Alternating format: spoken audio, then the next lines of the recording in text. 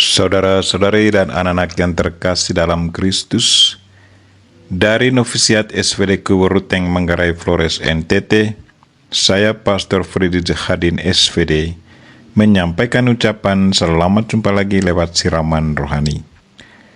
Hari ini Senin 10 Oktober 2022. Injil hari ini diambil dari Lukas bab 11 ayat 29 sampai 32. Kita diingatkan bahwa Yesus Kristus adalah lebih besar daripada Nabi Yunus dan Raja Salomo. Marilah kita berdoa memohon penerangan Roh Kudus. Dalam nama Bapa dan Putra dan Roh Kudus. Amin. Tuhan dan Allah kami, puji dan syukur kami haturkan kepadamu karena Engkau selalu tunjukkan kuasa-Mu jauh lebih hebat dari semua nabi dan raja di dunia ini. Tuhan, kuatkanlah iman kami agar kami selalu mengakui dan percaya kepadamu bahwa Engkaulah Tuhan dan Allah kami, penguasa segalanya dan sumber segala sesuatu. Tuhan, utuslah Roh Kudus-Mu, terangilah pikiran dan hati kami, agar sabda-Mu yang akan kami dengar dapat kami pahami dengan baik, dan isi pesan-Mu dapat kami hayati dan amalkan dalam hidup harian kami. Doa ini kami sampaikan dengan perantaran Kristus Tuhan kami. Amin. Tuhan bersamamu dan bersama rohmu. Inilah Injil Yesus Kristus menurut Lukas. Dimuliakanlah Tuhan. Sekali peristiwa Yesus berbicara kepada orang banyak yang mengerumuni dia. Angkatan ini adalah angkatan yang jahat. Mereka menuntut suatu tanda. Tetapi mereka tidak akan diberi tanda selain tanda Nabi Yunus. Sebab sebagaimana Yunus menjadi tanda bagi orang-orang Niniwe, demikian pula lah Anak Manusia akan menjadi tanda bagi angkatan ini. Pada waktu penghakiman, Ratu dari Selatan itu akan bangkit bersama orang dari angkatan ini, dan ia akan menghukum mereka, sebab Ratu ini datang dari ujung bumi untuk mendengarkan hikmah Salomo, dan sungguh yang ada di sini lebih besar daripada Salomo. Pada waktu penghakiman, orang-orang Niniwe akan bangkit bersama angkatan ini, dan mereka akan menghukumnya. Sebab orang-orang Niniwe itu bertobat waktu mereka mendengarkan pemberitaan Yunus, dan sungguh yang ada di sini lebih besar daripada Yunus. Demikianlah sabda Tuhan. Terpujilah Kristus. Saudara-saudari dan anak-anak yang terkasih dalam Kristus, tema renungan kita hari ini ialah Yesus Kristus lebih besar daripada Nabi Yunus dan Raja Salomo. Mengawali pewartaannya hari ini, Yesus Kristus ungkapkan perasaan kecewanya kepada para pendengar atas tingkah laku dari mereka yang selalu meminta tanda daripadanya. Katanya, angkatan ini adalah angkatan yang jahat. Mereka menghendaki suatu tanda, tetapi kepada mereka tidak akan diberikan tanda selain tanda Nabi Yunus. Tanda apa saja yang dibuat oleh Nabi Yunus? Nabi Yunus sesudah ditelan oleh ikan paus dan tinggal dalam perut ikan selama 3 hari 3 malam. Kemudian dimuntahkan hidup-hidup di pantai Niniwe. Nabi Yunus berhasil menobatkan banyak orang di Niniwe. Nabi Yunus adalah tanda bagi zamannya. Ia diterima oleh orang Niniwe karena ia dilihat sebagai utusan Allah. Ia sudah melalui proses hidup yang luar biasa, hidup dalam perut ikan selama 3 hari dan 3 malam. Warta pertobatannya disambut dengan baik oleh orang Niniwe, dan banyak yang bertobat. Yesus Kristus dengan tegas katakan bahwa zaman Yunus sudah lewat dan kini zaman baru. Zamannya Yesus Kristus, ia adalah tanda keselamatan untuk zamannya.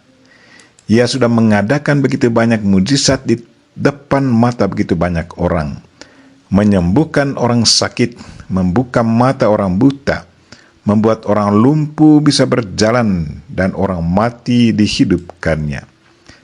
Tetapi biarpun demikian, masih banyak orang tidak melihat mujizat itu sebagai bukti bahwa Yesus Kristus adalah Mesias.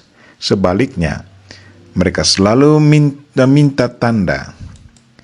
Seberapa banyak pun mujizat yang dibuatnya, tetapi kalau hati tetap tidak terbuka menerima Yesus dengan iman, maka semua mujizat itu pun tetap tidak punya arti bagi mereka. Mujizat yang dibuatnya hanya dilihat sebagai sesuatu yang menarik untuk mata, bukannya sesuatu yang bermanfaat bagi perubahan kehidupan rohani, dan bisa merubah cara hidup dan meningkatkan kepercayaan kepada Yesus Kristus sebagai Mesias. Yesus juga menyinggung hikmah Salomo. Dikatakan, pada waktu penghakiman, ratu dari selatan itu akan bangkit bersama orang dari angkatan ini, dan ia akan menghukum mereka. Sebab ratu ini datang dari ujung bumi untuk mendengarkan hikmah Salomo.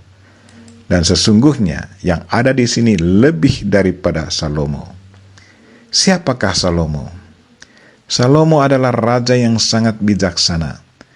Begitu banyak orang datang kepadanya untuk mendengarkan hikmatnya. Banyak orang datang kepadanya memohon dia untuk memecahkan persoalan hidup mereka. Raja Salomo sangat bijaksana dalam menyelesaikan masalah apapun. Betapapun hebatnya Salomo, tetapi ia tetap manusia yang punya keterbatasan.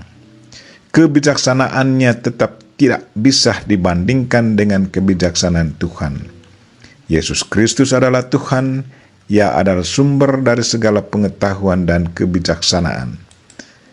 Karena itu Yesus katakan, sesungguhnya yang ada di sini lebih daripada Salomo. Itu berarti Yesus Kristus lebih bijaksana dari Salomo. Sebelum mengakhiri pengajarannya, Yesus ingatkan para pendengar bahwa pada waktu penghakiman, angkatan ini akan dihukum karena mereka tidak bertobat, walaupun dia sudah mengadakan banyak mujizat.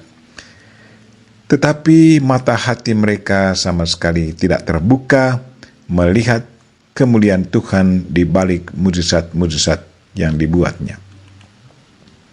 Pertanyaan untuk kita, apakah kita juga selalu meminta mujizat dari Tuhan dalam hidup kita? Di saat kita sakit misalnya, apakah kita meminta Tuhan membuat mujizat atas keadaan kita? Atau kita pasrah kepada kehendak-Nya dan biarkan kehendak-Nya terjadi atas kita? Marilah saudara-saudari dan anak-anak yang terkasih, percayalah selalu kepada Yesus Kristus, bahwa Ia adalah Tuhan kita yang Maha Kuasa melebihi Nabi Yunus dan Raja Salomo. Kita tidak perlu meminta tanda lagi daripadanya karena Ia sendiri adalah tanda bagi kita. Ia adalah utusan Bapa, Mesias yang dijanjikan Tuhan dari dulu kala dan kini ada di tengah kita. Yang perlu kita perkuatkan adalah iman kita kepadanya. Barang siapa yang selalu percaya dan pasrah pada kehendak Tuhan, ia akan alami mujizat dalam hidupnya. Kita berdoa semoga Tuhan selalu menguatkan iman kita, agar mata hati kita pun selalu mampu melihat mujizat Tuhan dalam hidup harian kita. Kita memohon Bunda Maria untuk selalu mendoakan kita. Amin. Marilah kita mohon berkat Tuhan. Tuhan bersamamu dan bersama rohmu. Semoga saudara sekalian dan mereka yang kita doakan pada hari ini secara khusus, mereka-mereka yang lagi sakit, dan segala aktivitas kita sepanjang hari ini diberkati oleh Allah yang Maha Kuasa, Bapa dan Putra dan Roh Kudus. Amin.